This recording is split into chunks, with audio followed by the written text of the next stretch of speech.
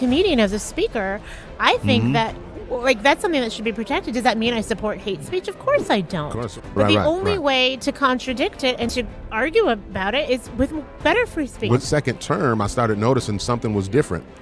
And, that was when Obama had got into office, and I started realizing, like, okay, wait a minute, something's not right here. So I realized that a lot of the values and principles that I've learned from my ancestors and from the faith that I just did not agree with. So then my eyes started to open up, and then said, man, the White House has appointed me to the U.S. Department of Education. He said, I told you the Lord was sending you to Washington. You are so open about your faith, open about having had the epiphany. Yeah. And it not sitting right. And That's I think right. there's so many people right now. Yeah. In the world that I have been in, trying to correct the toxic DEI. That's right. Who know it's not right. Yeah. But they're too scared. They're too scared, to say anything, to do anything, to be, the bad person who gets called the names. Yeah. I'm here to do the will of my Father who sent me, and so I must be about his business. And so I can't be too concerned about being popular in this circle or that circle. It's really about fulfilling the will of God, man, and that's why we're here. Because you know what? You're someone who operates not from the place of ego. Oh, absolutely not. But from the place of your heart.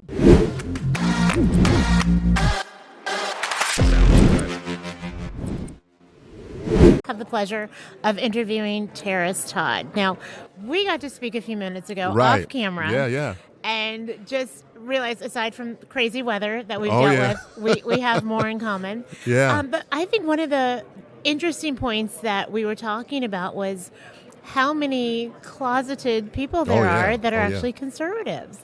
And I think that, I know in my case, I don't like labels.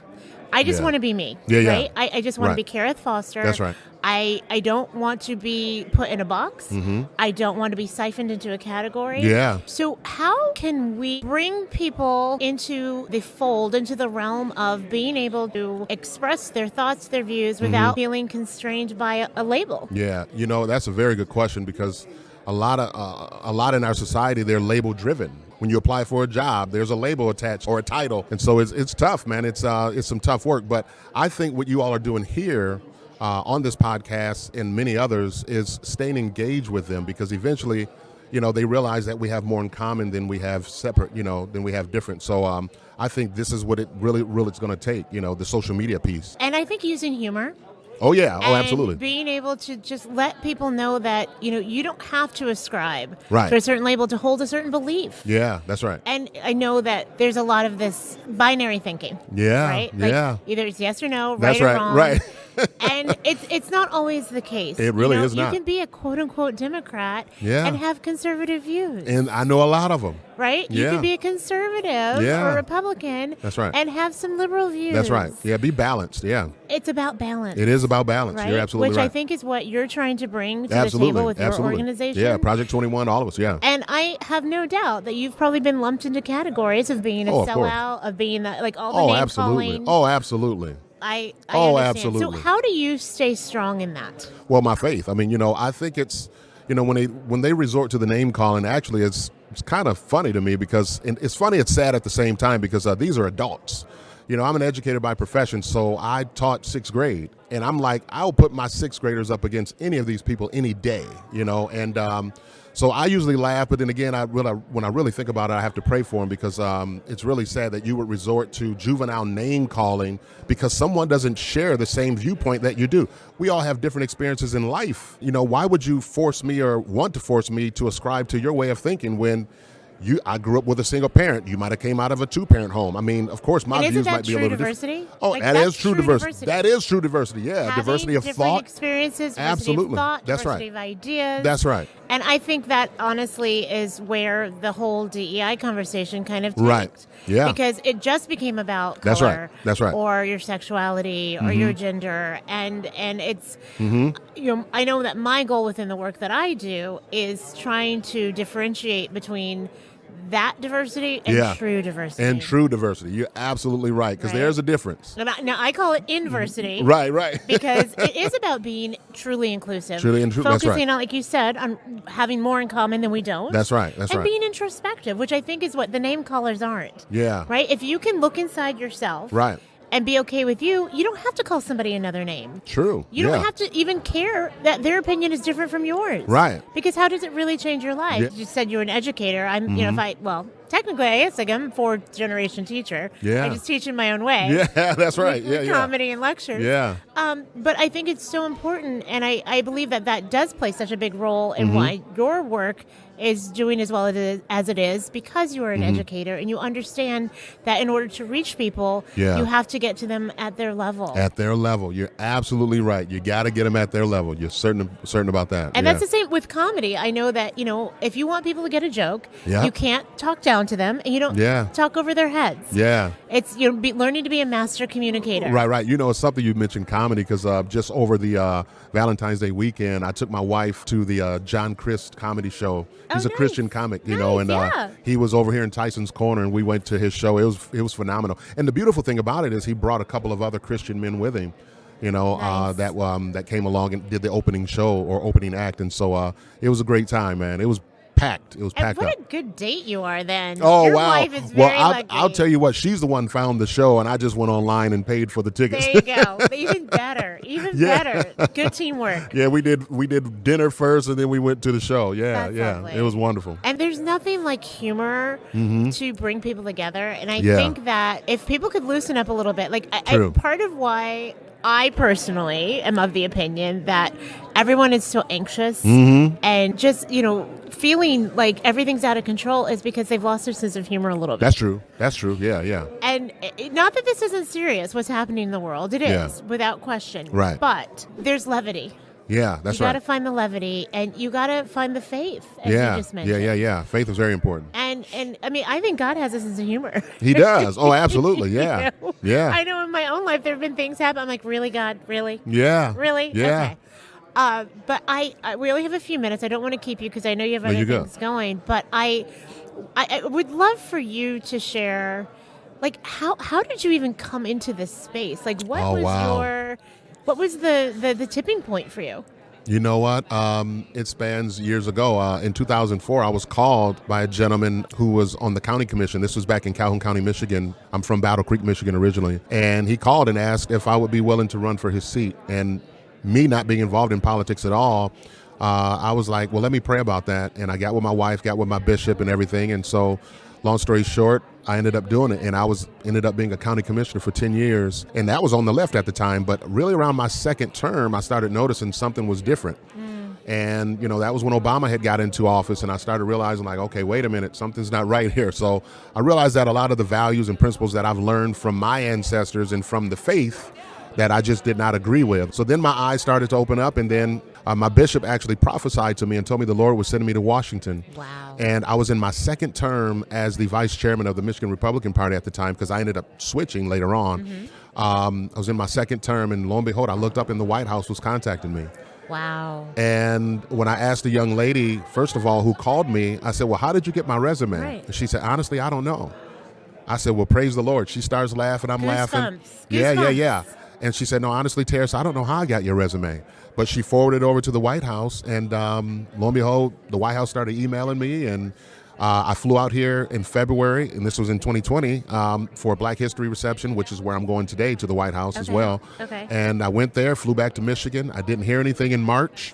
I emailed them and said, hey, just checking in with you. April, I get the call saying that they want to bring me on the team. I said, are you serious? Wow. So I got a hold of my bishop. I said, Bishop, guess what? I said, man, the White House is appointing me to the U.S. Department of Education. He said, I told you the Lord was sending you to Washington. And so that's how I ended up here. And so I served there. And then from there, I got a call from the Heritage Foundation, and I landed there for 2.5 years. I then ran for Congress in Virginia 7, came short in my primary. But then the National Center ended up calling me and asking me what I was up to now. And I said, well, I just ran for Congress, and now I'm on the search. And they said, well, we have an opportunity here with Project 21. We would love to bring you on board. I said, I'll take it. Love it. So here I am today. So it was truly all God. Truly. I believe that. Yeah. I believe that. Yeah. I've had many experiences where there were times I'm like, why am I here? This doesn't fit with the plan I had for my life. Oh, no. I thought I was going to retire from education and be happily ever after going fishing, And look at you now. Yeah, I'm here. But now you're a fisher of men. Yeah. That's right. A fisher of men. Women.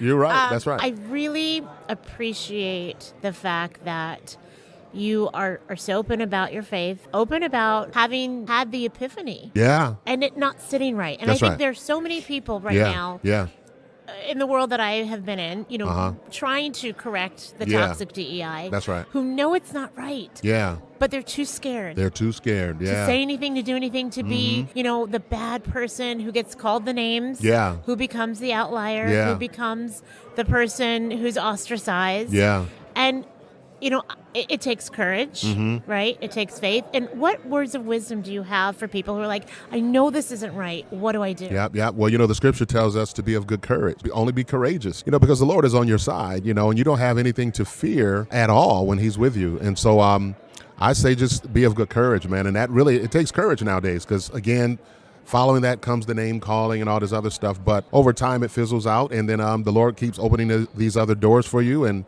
I'm here to do the will of my Father who sent me. And so I must be about his business. And so I can't be too concerned about being popular in this circle or that circle. It's really about fulfilling the will of God, man. And that's why we're here. Because you know what? You're someone who operates not from the place of ego. Oh, absolutely not. But from the place of your heart. Yeah, that's true. And that is where God lives. Yeah, that is where God lives. I believe that wholly. You're absolutely right. And I've, over the past year, going through some very interesting personal things. Yeah. I know that. And I've heard God speak to me. I've heard, be still, I am with that's you. Right. That's right. Yeah. And it has changed my life. And it wasn't that Wonderful. I wasn't a believer before. I'm Christian. I was raised Episcopalian. Yeah. But to hear God's voice so strongly. Oh, yeah. And it is scary. It is scary stepping out of the quote unquote, the collective. Yeah. To stand on your own and to be that voice that says this isn't okay. Yeah. This isn't right. And it's not that it's about making other people believe that it's right. Right. It's about following your own truth. That's it. Everybody has their own individual truth, right? And their truth is their reality. And That's I think that is why it is so important for people to listen to that intuition of this isn't okay. Right. Because that is your reality. If you're buying into what everybody else is saying, you will always be the victim. That's true. You will always be on the receiving end of negativity. You will always play a role in this narrative that has been set out by people, I don't know who exactly, I can't name names, but who want us separated and divided. Right. And it's working magically, beautifully for a while. Yeah. But I think the time is up. I think the time is up too. More voices like ours, right. saying, "Don't put me in that box." That's right. Don't try to silence me. J.D. Vance was just in there speaking about free speech. Yeah. And I'm a huge free speech advocate. Me too. I always have been. And I got called names. And I was labeled conservative. And I said, well, you can call me whatever you want, but as a comedian, as a speaker, I think that that's something that should be protected. Does that mean I support hate speech? Of course I don't. Of course, right. But the only way to contradict it and to argue about it is with better free speech. That's right. There you go. Right? And the irony is that people think free speech is a straight white guy thing. Yeah, and it's like, no. Who has their voices kind of silenced the most? That's true. Sometimes it's people men, of color, it's women. So everybody should be a free speech advocate. It's not a partisan issue. Yeah, you're right about that. It's an everybody issue. You're absolutely right. And that's, when they take that away, then you might as well say everything else follows because you won't be able to preach whatever message you want from the pulpit anywhere because the government will be coming in trying to control your message and whatnot.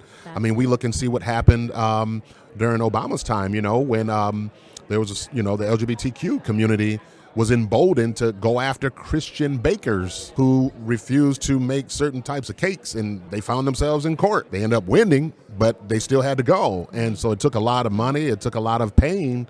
It probably, may have damaged their business, And so anyway, I am also one who wants to protect free speech because I know when you take that away, eventually they're going to start telling you what you can and cannot say in the pulpit. So I'm definitely against people taking that away. Yeah.